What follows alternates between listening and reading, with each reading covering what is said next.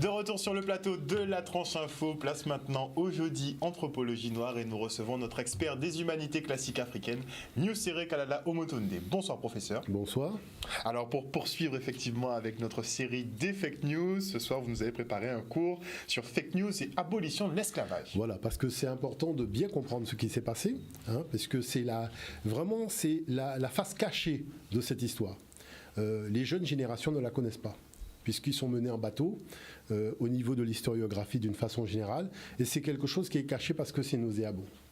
Alors il y a une chose quand même que je voudrais dire, c'est que c'est ouvert cette semaine-ci en Martinique, donc avec notamment le MIR, oui. Donc un procès qui vise tout simplement à faire en sorte qu'il y ait des réparations vis-à-vis de ce crime, parce qu'on est dans du grand n'importe quoi, c'est-à-dire qu'on a quelque chose qui est reconnu comme crime, donc un crime est de fait imprescriptible, mais là, quand il faut parler des dédommagements, comme par hasard, il y a un problème.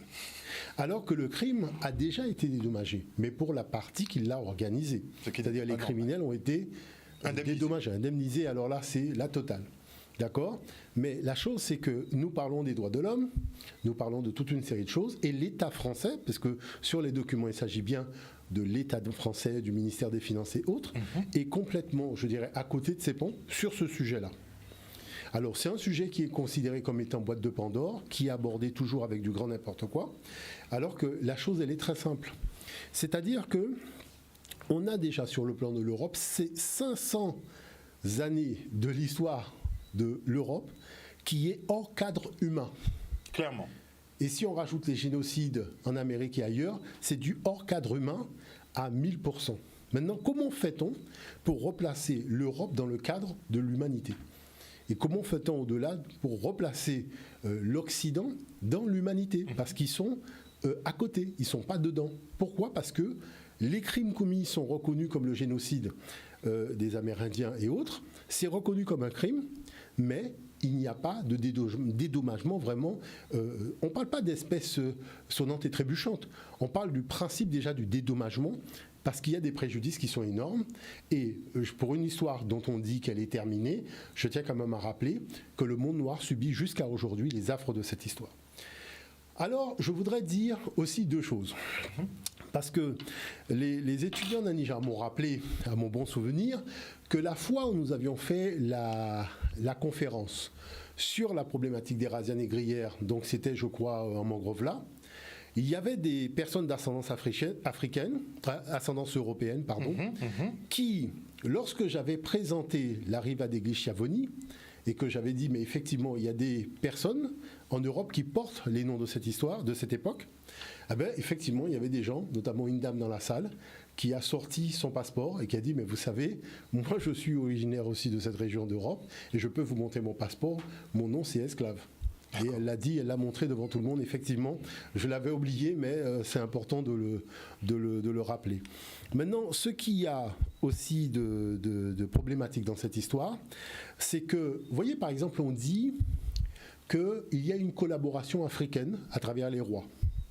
Mais vous savez que l'examen qu'on en a fait à l'UNESCO, dans le département qui s'occupait de la route de l'esclave, c'était de dire, mais il y a une chose qui est étrange. Vous savez, quand vous faites une course cycliste, et que vous êtes dans une échappée, et que tous les coureurs qui sont avec vous participent à l'échappée de manière à faire en sorte que ça soit une échappée définitive et que vous puissiez arriver en tête de la course, et après peut-être qu'il y aura un sprint pour savoir qui va gagner. Quand vous faites votre déclaration, vous remerciez les coureurs qui étaient avec vous parce que tout le monde a joué le jeu de l'échappée et tout le monde a pris le relais, qui fait qu'on ne s'est jamais fait rattraper. Et là, vous avez un argument qui est très étrange, qui dit, oui, il y a eu collaboration africaine. Sauf qu'après, il y a eu le racisme. Donc pendant ce discours de collaboration africaine, il y a le racisme. Il ne peut pas y avoir de racisme lorsqu'il y a collaboration, parce que c'est antinomique. C'est-à-dire, s'il y a collaboration, vous encensez ceux qui ont participé avec vous à l'entreprise. Mais si, à un moment, vous voyez qu'effectivement, il y a un refus total de la partie africaine, vous êtes obligé d'inventer, je dirais, une espèce de miroir aux alouettes pour justifier que vous allez entreprendre une opération qui est totalement injustifiable sur le plan humain. Je tiens quand même aussi à rappeler qu'il y a encore une chose qui est très étrange dans cette historiographie. On vous parle de sources. Mais les sources sont à 99,9% européennes. Or, lorsqu'on parle de conflit entre deux nations, on fait toujours attention aux sources. C'est parce qu'il ne faut pas oublier Paul Ricoeur qui dit que le but de l'histoire, c'est de rétablir les sociétés dans leur dignité, dans leur objectivité. Et il y a eu des conflits, je dirais, entre par exemple la Grèce et la Perse, où il y a aussi la problématique de l'historicité des femmes dans le monde occidental. Or, il n'y a pas d'écrits sur les femmes faits par les femmes. Ce sont des écrits faits par les hommes, et les hommes étaient particulièrement machistes. Donc on n'a que des arguments, mais alors là d'une négativité qui dépasse l'entendement. Et donc c'est pour ça que les spécialistes rappellent qu'il faut faire attention déjà à spécifier la problématique des sources. Pourquoi ? Parce qu'il faut garantir l'objectivité du récit.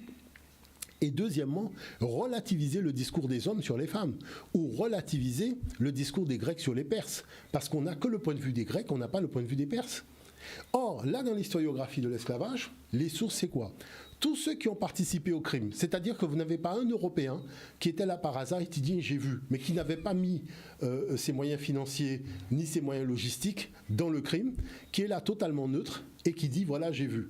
Ils sont tous partie prenante. Et c'est ça qu'on présente comme étant des preuves objectives de l'historiographie du Yovoda. Mais c'est du grand n'importe quoi.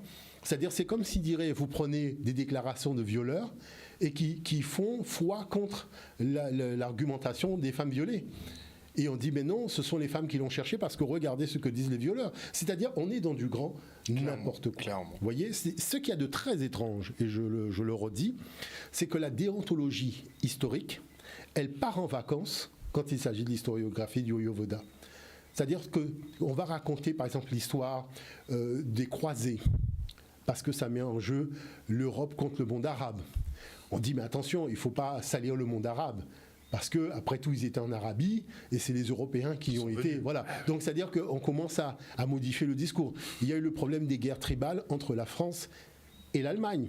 Et il y en a eu des guerres tribales. Première guerre tribale, deuxième guerre tribale, enfin, toujours, je dirais, donc des guerres, notamment entre ces deux parties. Et les livres d'histoire sont faits en commun.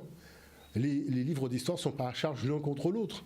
Donc il y a quelque chose qui est nauséabond dans cette affaire-là, et c'est la problématique, franchement, des réparations, puisque le but du jeu, c'est de ternir la démarche des réparations, et aussi d'éloigner le monde noir de cette histoire. Pourquoi je dis éloigner le monde noir de cette histoire ? C'est-à-dire que c'est l'occasion de rappeler l'humanité à ses devoirs envers l'humanité.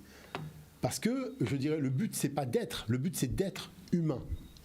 Et la chose, c'est que trop facilement, l'humanité dominante se contente d'être, mais pas d'être dans le cadre, je dirais, des relations humaines. Et c'est là où il ne faut pas baisser pavillon, mais il faut vraiment toujours être présent de manière à rappeler ce que c'est que le principe d'être humain. On ne peut pas avoir des êtres sur la planète, il faut des êtres humains, d'accord ? Et je rappelle que ATD Carmonde m'a invité dans un congrès mondial où j'ai rappelé que l'aide humanitaire a commencé par les Africains qui faisaient de l'aide humanitaire à l'Europe. D'accord ? Et c'est pour ça que sur les pièces de monnaie, et j'ai montré les pièces de monnaie, cette science s'appelle la numismatique, des grandes cités européennes, vous avez des têtes de rois africains. Et j'ai montré le testament des anciens Européens qui remercient l'Afrique de l'aide humanitaire parce que l'Afrique envoyait du blé par bateau.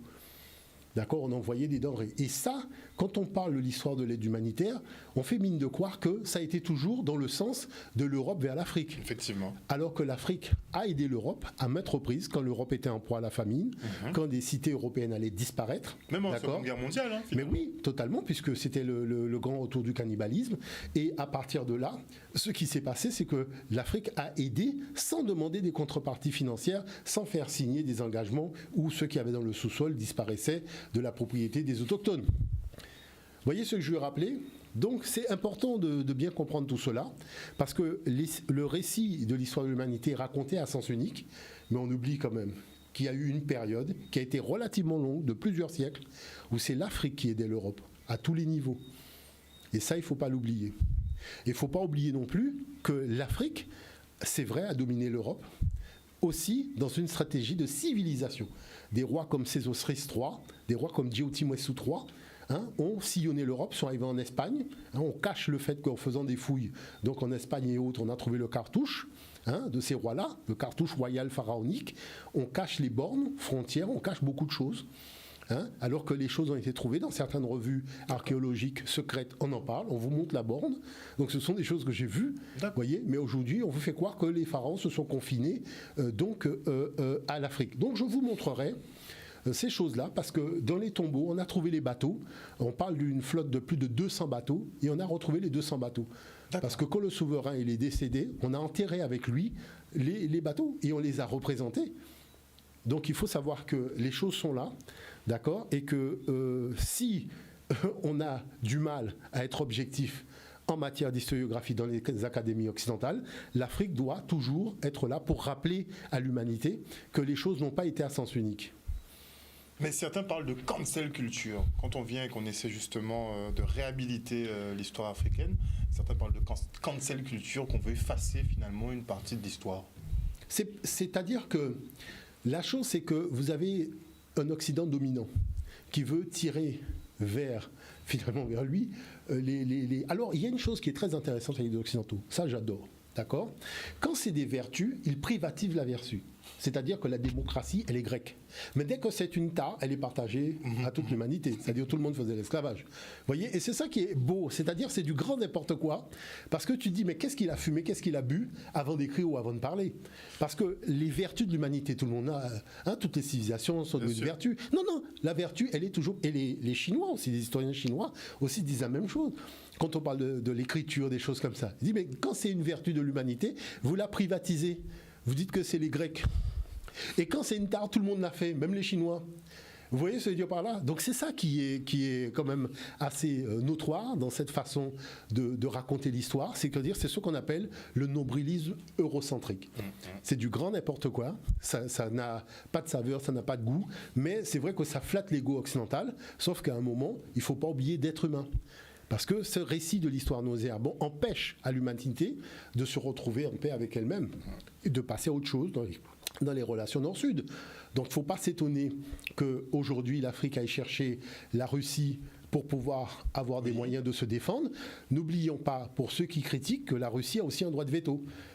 Donc si Kadhafi avait fait appel à la Russie et que la Russie avait le droit de veto, et que les choses s'étaient passées dans un cadre avec plus de lucidité, puisque c'est vrai qu'aujourd'hui, aussi bien les Chinois que les Russes ont plus de lucidité sur certains agissements des Occidentaux, certains dirigeants seraient encore là.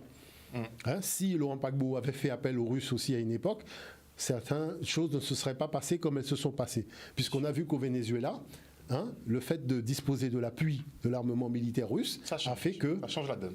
Ça change complètement la donne. Donc il faut être objectif aujourd'hui, comme le disent beaucoup d'experts africains, c'est-à-dire qu'il y a une obligation d'objectif positif devant la jeunesse africaine qui représente pratiquement aujourd'hui 60 à 70% de la population africaine. Je tiens quand même à rappeler que le monde noir a dépassé le 2 milliards d'habitants sur la planète. D'accord ? Donc sur le continent et en dehors, nous sommes à 2 milliards.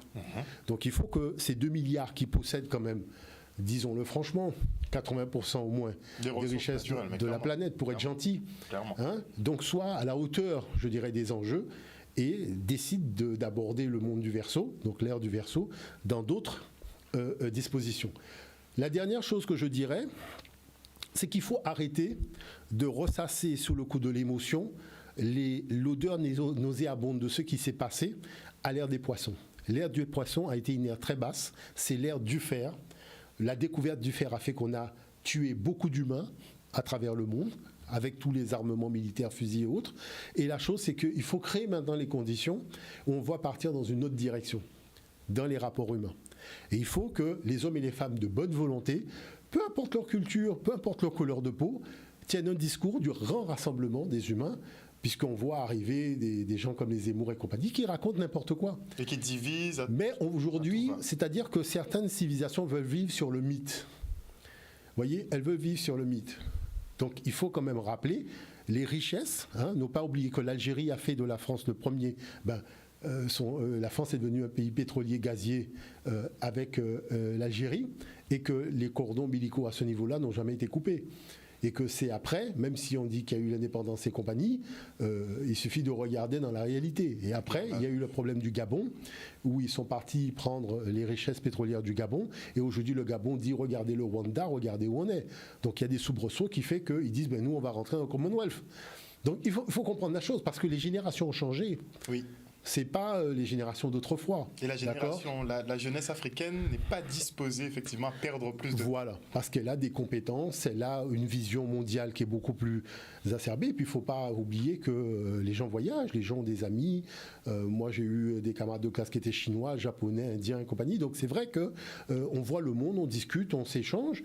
On voit des jeunes qui ont le même âge que vous, mais qui ont une façon de voir les choses totalement différemment, que pour eux leur pays c'est la Terre Sainte. Voyez, alors que quand c'est le monde noir, on veut toujours délocaliser la Terre Sainte hors du monde noir. Donc il y a un certain nombre de choses qui vous amènent à des prises de conscience. En tout cas, moi j'ai voulu faire, je dirais, la trilogie donc sur la problématique du Yovoda dans son ensemble et aborder maintenant, je dirais, le grand n'importe quoi qu'a été le dédommagement des colos. Et il faut reprendre, je dirais, la situation à 1848. C'est pour ça que j'ai amené un premier document, si on peut le regarder, parce qu'il est relativement significatif. Très bien. On part pour le premier document, Jordan. «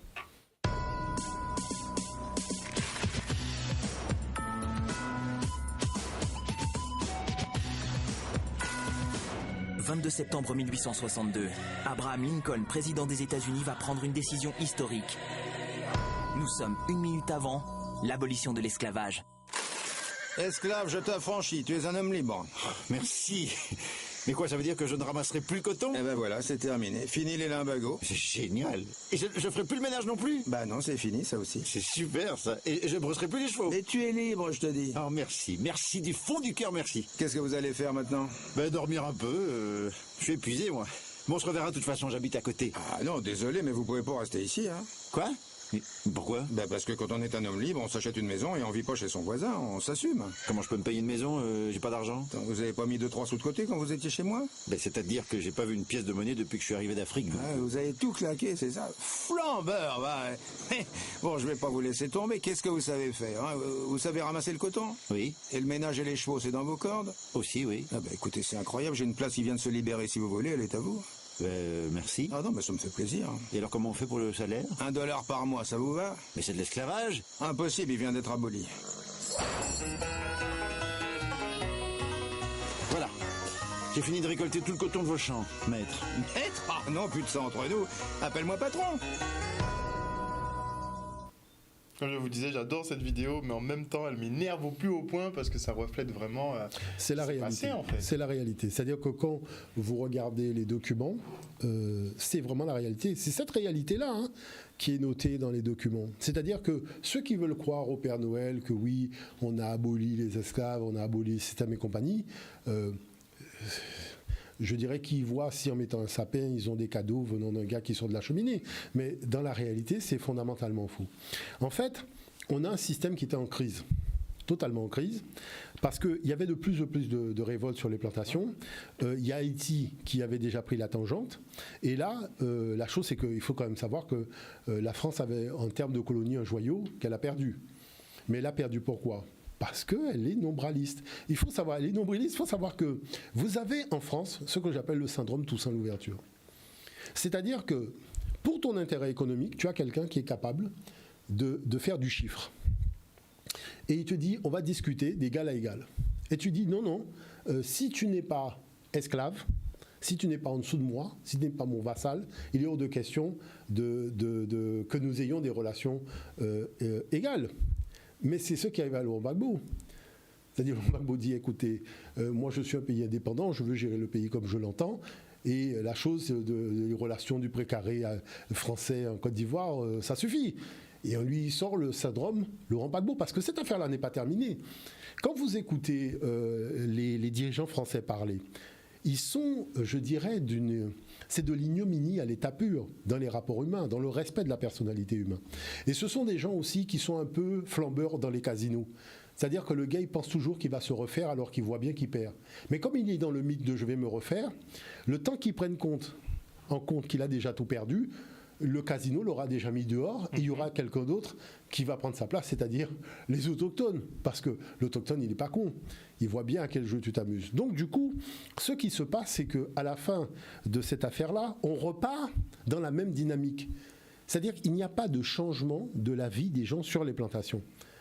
Et c'est pour ça que cette histoire n'est pas racontée. Moi, vous savez, j'ai eu l'occasion, dans le cadre d'une galerie d'art, d'avoir une altercation avec une artiste peintre européenne qui avait peint une scène qui était... Bon, vous avez la loi Taubira, vous ne pouvez pas faire ce que vous voulez. Et la chose dans la discussion, puisque quand l'élu est arrivé, on a parlé, il a expliqué que c'était lui qui avait voulu cette thématique-là.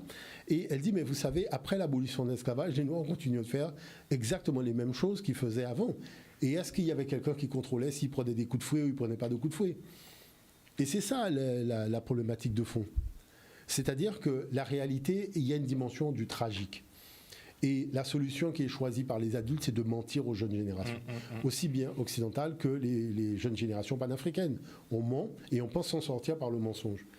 Et ça, c'est pas top. Alors après, on bâtit des mythes. C'est bien de regarder le deuxième document, parce que le deuxième document, justement, permet de voir cela.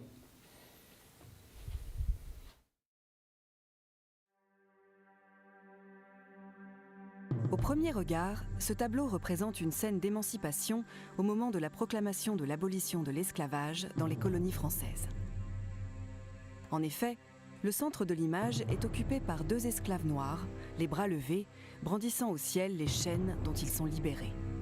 Mais quelles seront les conditions de cette libération ? Nous sommes en 1848. Lui, c'est Victor Schœlcher, sous-secrétaire d'État à la Marine. Il lutte depuis des années pour cette émancipation. Et le 27 avril, il tient sa victoire. Le gouvernement provisoire de la Seconde République proclame l'abolition définitive de l'esclavage pour tous les esclaves des possessions françaises. Ce n'est pourtant pas la première tentative. En 1794, pendant la Révolution, la Convention avait déjà aboli l'esclavage dans les colonies françaises. Mais sous la pression des planteurs antillais, Bonaparte l'avait rétabli dès 1802. Cette fois-ci, Victor Schœlcher, qui rédige le décret, précise bien que l'abolition est définitive. Au pied des deux esclaves qui manifestent leur joie, d'autres agenouillés remercient le député chargé de l'annonce. Il est le représentant de la République française et tient le texte du décret à la main. Son bras gauche guide notre regard vers l'imposant drapeau tricolore de la nation française qui vient les libérer. À ses côtés, des mousses signalent la présence de la marine comme force armée dans les îles. Ils pourraient empêcher d'éventuels débordements. Face à eux, c'est la société coloniale qui accueille la nouvelle. Toute de blanc vêtue, l'une d'elles reçoit dignement les remerciements d'une ancienne esclave agenouillée. Dans la composition du tableau, les étoffes luxueuses s'opposent à la semi-nudité des esclaves, dont les corps noirs enchevêtrés forment une masse compacte. En arrière-plan, un marin tient dans ses bras un enfant noir. Une évocation de l'harmonie qui règne entre les deux communautés durant cette joyeuse célébration. Enfin, le paysage, avec ses cocotiers, propose une représentation idéalisée et typique des colonies sucrières françaises. Pourtant, la France n'innovait pas en la matière, puisque l'Angleterre, dès 1808, avait aboli la traite des Noirs et incité de nombreux pays européens à faire de même. Comme une image de propagande, la représentation de Biard s'inscrit dans l'imagerie coloniale officielle. Si le tableau célèbre un pas immense dans la lente acquisition des libertés, il évoque aussi le siècle des puissances impériales triomphantes, sûres de leur légitimité et de leur bienveillance à l'égard des peuples colonisés. En réalité, l'abolition de l'esclavage de 1848 rendra effectivement la liberté aux esclaves, mais leur condition de vie n'évoluera que très peu.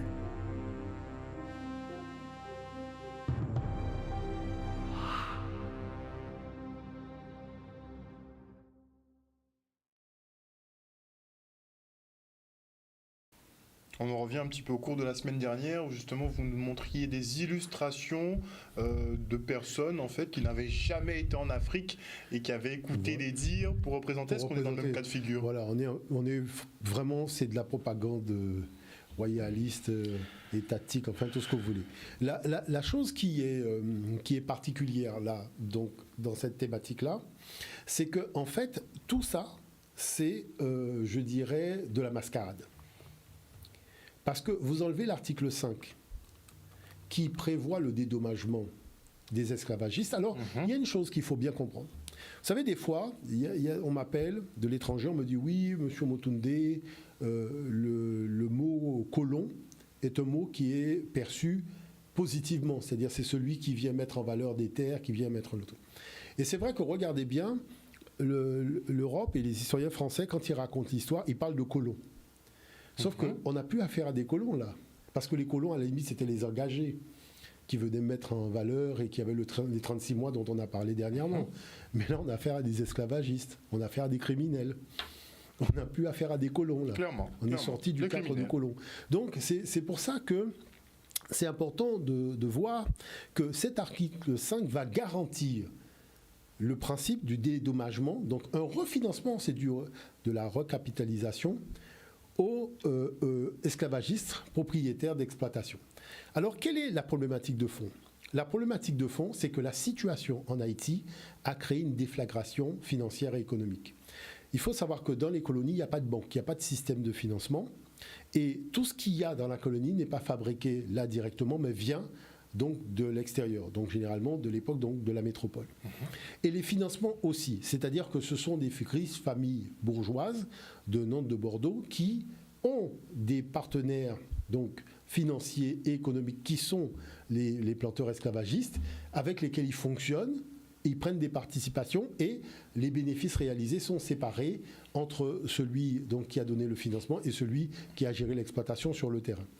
Mais quand il y a eu le problème en Haïti, c'est qu'il a commencé à avoir quand même une sacrée secousse, comme on a pu avoir les subprimes à l'époque et autres. Et donc, les financements ont commencé à se tarir parce qu'on demande aux planteurs de garantir une sécurité et une paisibilité de la production, sauf que toutes les plantations prennent feu. Et on voit que finalement la mise en scène de l'arrivée du décret qui va créer les conditions de l'abolition, c'est faux, puisque les Noirs ont réglé le problème. C'est-à-dire en tout cas en Guadeloupe et en Martinique, quand il arrive le décret, le problème est déjà réglé depuis longtemps. Donc il ne reste plus qu'une seule chose et que tout le monde attend dans ce monde-là, c'est le principe du dédommagement des esclavagistes. Et c'est pour ça que vous allez voir que les réunions vont se tenir très tôt depuis 1848, notamment la réunion de juillet, qui va donner rédaction, donc lieu à une rédaction d'un immense texte. On va commencer à se dire, bon, ben, comment on va dédommager ? Mais ce qui est extraordinaire dans cette affaire-là, c'est que beaucoup de colons ont commencé à sombrer dans la pauvreté, au point de vendre tout ce qu'ils avaient et de se retrouver pratiquement à la rue. Et donc, tous ces colons qui se retrouvent pratiquement à la rue, qui n'ont plus rien, qui vont vendre tout, qui vont se débarrasser de tout parce que certains n'arrivent même plus à boire et à manger, donc ils vivent de l'aide que leur fournissent les autorités locales, eh ben non plus que comme bien les titres de propriété qui vont céder à des personnes donc qui pour certains n'étaient même pas esclavagistes sur les territoires. D'accord. C'est-à-dire que les gens de Bordeaux-Nantes vont envoyer des gens avec des moyens financiers pour récupérer des titres de propriété. Il faut savoir que l'individu captif se négociait entre 800 et 1000 francs de l'époque. Et ils vont racheter des titres de propriété à 100 francs, à 200 francs, en se disant que même si l'indemnité est à 300, ben ils vont quand même gagner de l'argent. Parce que les gens n'avaient plus rien. Donc, les gros propriétaires ont poussé donc, les petits moyens à la faillite et à tout perdre et à céder les titres de propriété.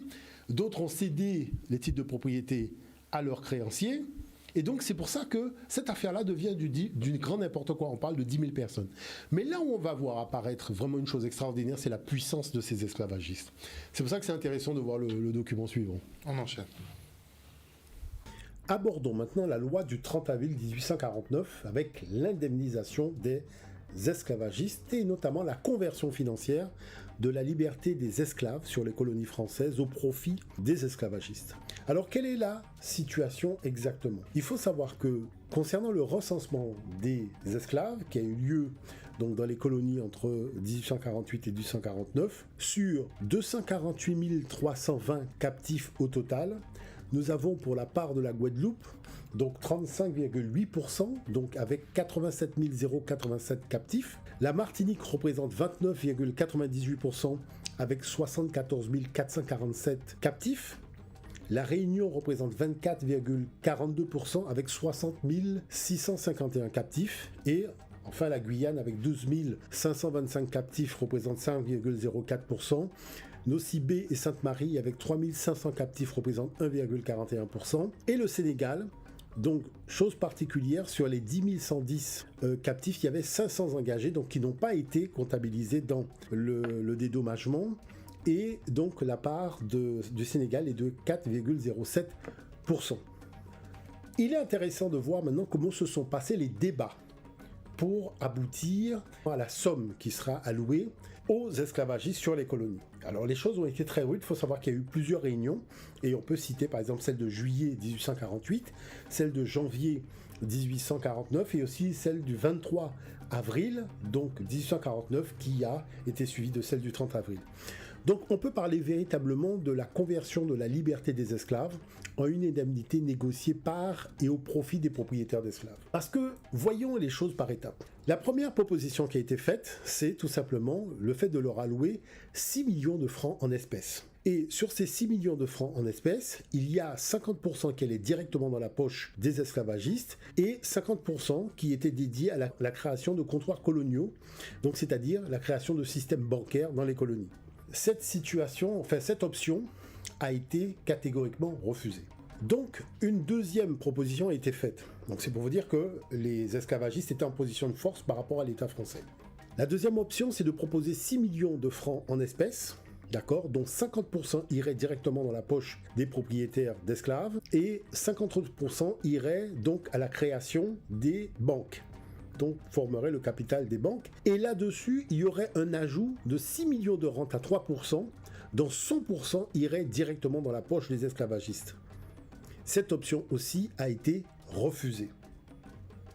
Donc, une troisième proposition a été faite, et c'est finalement celle-là qui a remporté les suffrages. C'est tout simplement le versement de 6 millions de francs en espèces qui irait à 100% directement dans la poche des propriétaires d'esclaves. Donc vous voyez, on est passé de 50% à 100%, donc une dotation de 100%, et une rente de 6 millions à 5%, donc 87,5% irait directement dans la poche des propriétaires d'esclaves et 12,5% irait tout simplement à l'affectation de la création de systèmes bancaires sur les colonies.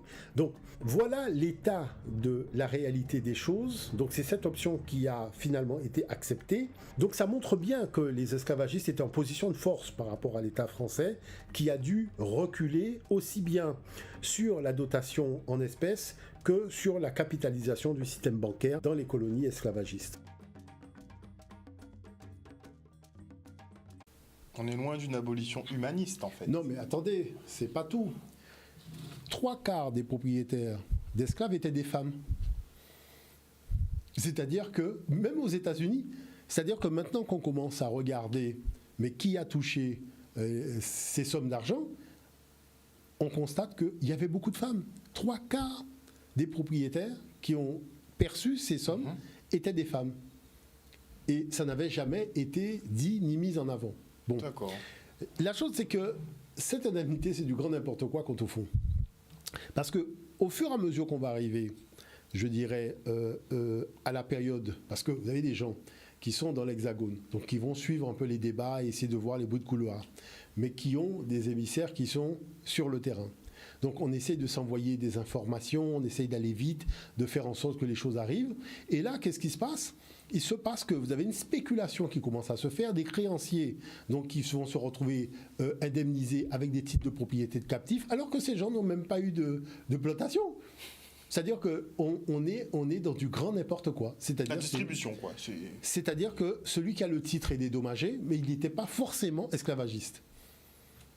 Parce que vous comprenez bien que des financiers dans l'Hexagone en ont profité pour se refaire aussi, en rachetant à bas prix des titres de propriété et en les revendant. Donc vous avez des gens, à La Réunion par exemple, des gens qui se retrouvent avec plus de 2 millions à eux tout seuls en termes de débat. C'est des choses en inventant des nombres de captifs qu'ils ont eus et qu'ils n'ont jamais eu en fait en réalité. Puisque les gros ont commencé à avaler les petits. Mais voyons la suite. Si on peut voir le document suivant, parce que là, ça montre vraiment une certaine réalité des choses.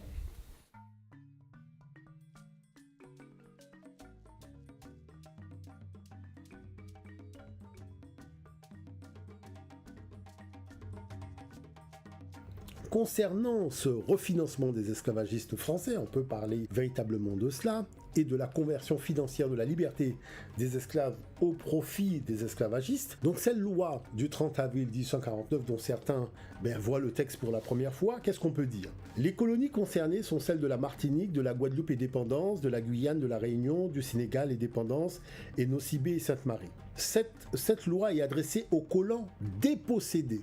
Donc les colons dépossédés alors que c'est présenté comme un retour vers la normalité. Chose particulière, l'article 3 dit que tous les Noirs affranchis, en vertu des décrets du 4 mars et du 27 avril dernier, donneront droit à l'indemnité. Donc il faut rappeler un certain nombre de choses. En 1794, donc, les descendants d'Africains accèdent à la nationalité, c'est-à-dire qu'ils deviennent citoyens français. En 1802, c'est la première fois que des citoyens sont déchus de leur nationalité au point de revenir au point de départ, c'est-à-dire de revenir à la condition d'esclave. Et maintenant qu'ils sont libérés en 1848, on négocie leur valeur par individu et ça fait l'objet d'une tractation financière. Donc en fait d'abolition, on a plutôt là la trace d'un achat de la liberté des gens, donc une accession à la citoyenneté par l'achat sur la rente de 6 millions payables au terme de l'article 2, le 8e de la proportion, effectivement, donc dédié aux colonies esclavagistes et aux colons. Donc il faut savoir que cela concerne 10 000 colons, d'accord? Tout simplement, il y aura cette part de 12,5% qui sera prise sur le montant de leur indemnité pour financer la capitalisation bancaire. Professeur. Voilà, donc le but du jeu, je vais vous dire une chose qui est très claire.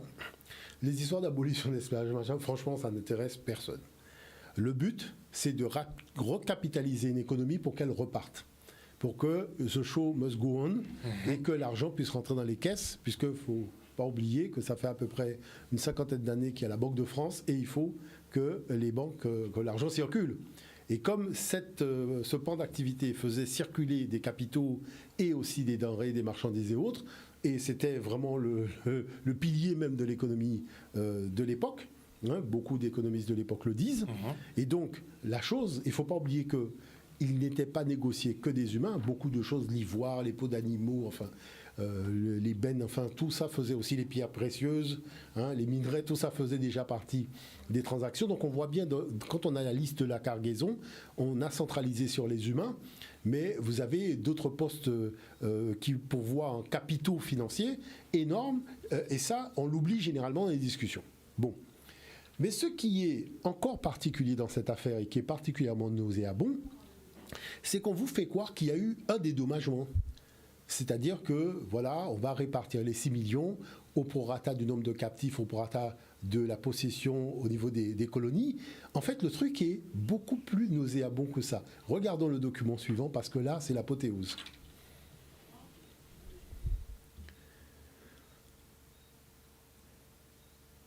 On part pour le prochain doc.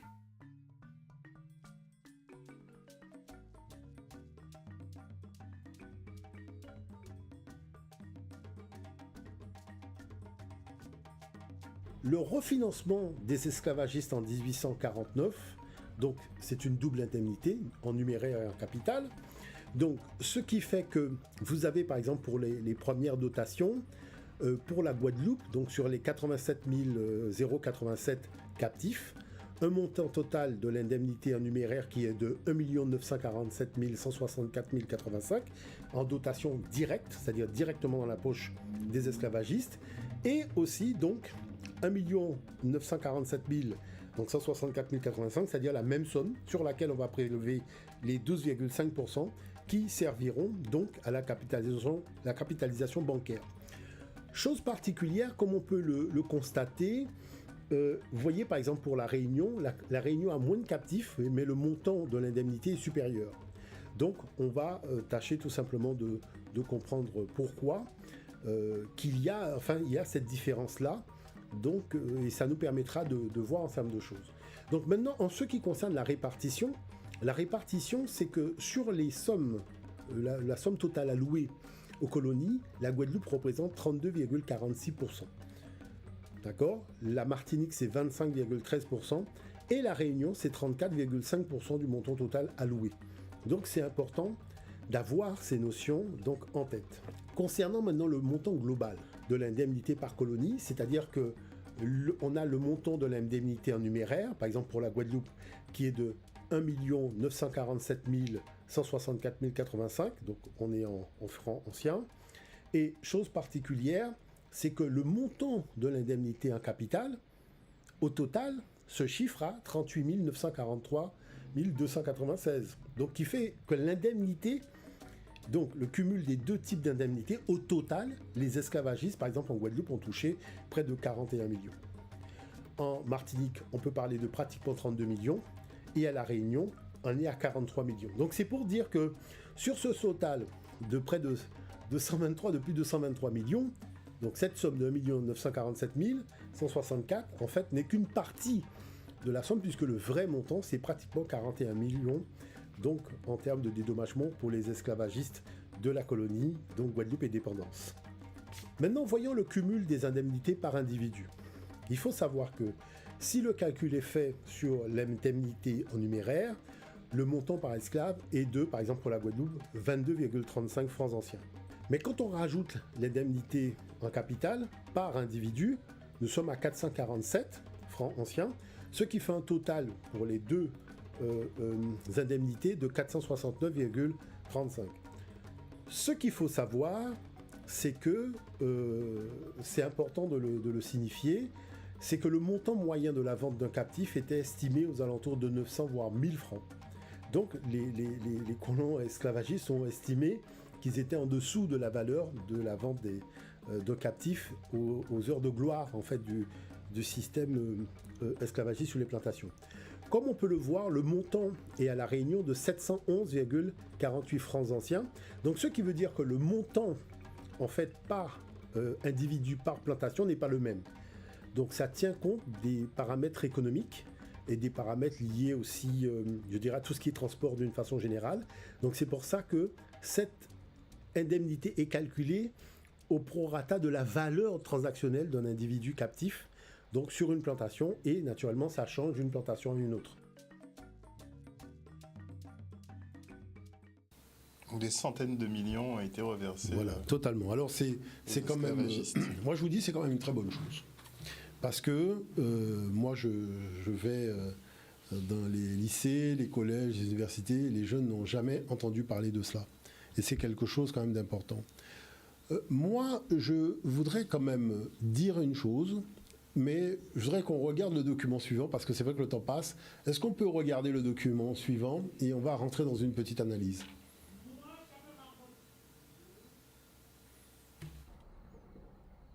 Voyons voir maintenant un autre aspect de la même problématique, 1848-1909, composition de l'actionnariat, conversion des esclaves contre les actions de la Banque du Sénégal.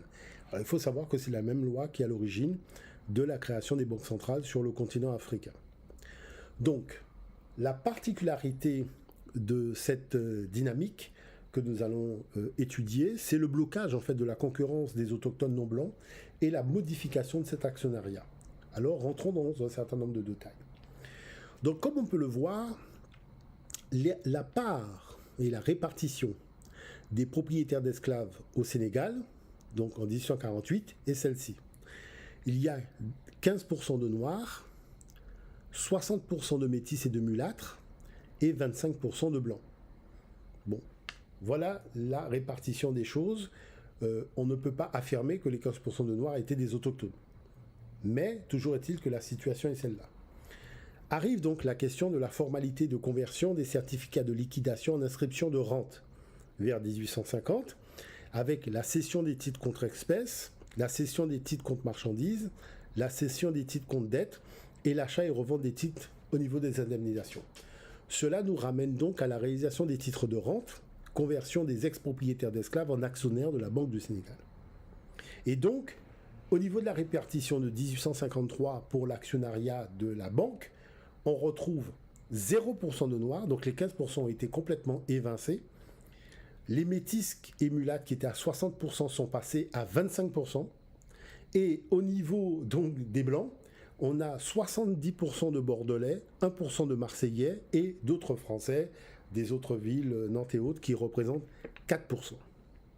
Donc, ensuite, les choses donc se poursuivent avec donc la part et cette répartition en 1869. On est à toujours 0% de noirs, 25% de métis et de mulâtres. Les Bordelais, là, représentent maintenant 55%. Les Marseillais, 7%. Et autres Français, 13%. Et en 1901, donc lors de l'actionnariat de la Banque d'Afrique occidentale, les Noirs sont à 0%. Les métis et les mulâtres sont à 1%. Donc, on peut dire que là, maintenant, ils ont été évincés. Et les Bordelais, donc, ont repris donc certaines parts, puisqu'ils sont à 62%.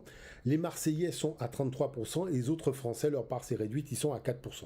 Donc on voit véritablement quelque chose qui est assez pertinent, c'est-à-dire qu'il y a une captation par donc la part d'ascendance européenne qui va se liguer contre les métis, contre les mulâtres et contre les noirs lorsqu'il va tout simplement falloir créer le nouveau système économique. Et là, on le voit bien ici, à travers l'analyse qui a été faite.